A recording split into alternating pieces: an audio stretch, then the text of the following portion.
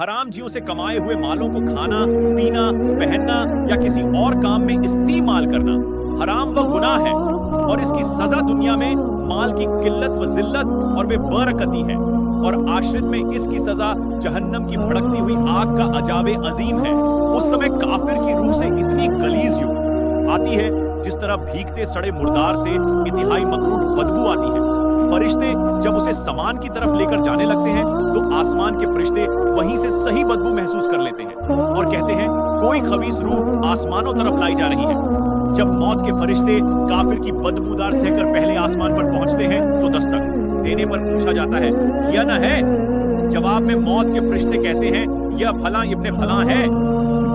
آسمان کے فرشتے جواب دیتے ہیں اس خبیث جسم کی خبیث روح کے لیے خوش آمدید نہیں، اس کے لیے آسمان کے دروازے نہیں کھولے گے، اسے ذلیل کر کے واپس زمین پر بھیج دو۔ اتیب فرشتے اسے سمان اول سے ہی زمین پر پٹک دیتے ہیں۔ ادھر اللہ سبحانہ وتعالی کی طرف سے حکم ہوتا ہے کہ اس کا نام سجین ارتھات قیدیوں فہرست میں لکھ دو۔ اس کے بعد اس کی روح سوال و جواب کے لیے اس کے جسم میں لوٹا دی جاتی ہے۔ قبر میں منکر نکیر جب کافر کے پاس آتے ہیں تو وہ سخت خوف گھبراہٹ محسوس کرتا ہے۔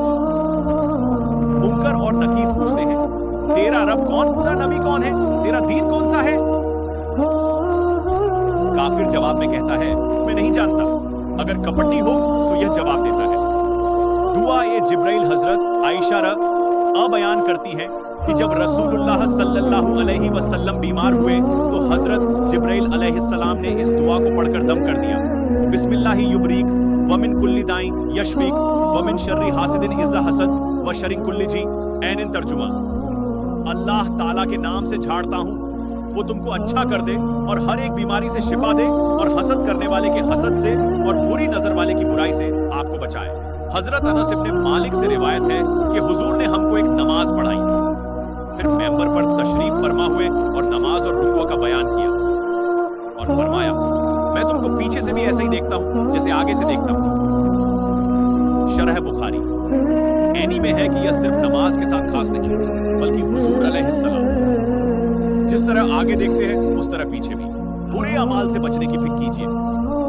اللہ کے رسول نے فرمایا قیامت کے دن عذاب کے اعتبار سے سب سے کم آدمی وہ ہوگا جس کے دونوں پیر کے نیچے آگ کا انگارہ رکھا جائے اور اس کی وجہ سے اس کا دماغ کھول رہا ہوگا۔ ایک دوسری حدیث میں یہ بھی ہے کہ جہنم میں آگ کا ایک پہاڑ ہے جس کی بلندی 70 برس کا راستہ ہے، اس پہاڑ کا نام سعود ہے۔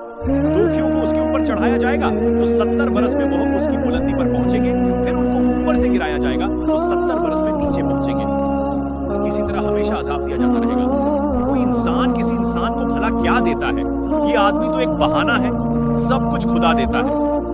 مجھے جہنم بھی ملے تو کروں، میں اس کا شکریہ ادا۔ کوئی اپنا سمجھ کر ہی تو دگا دیتا ہے۔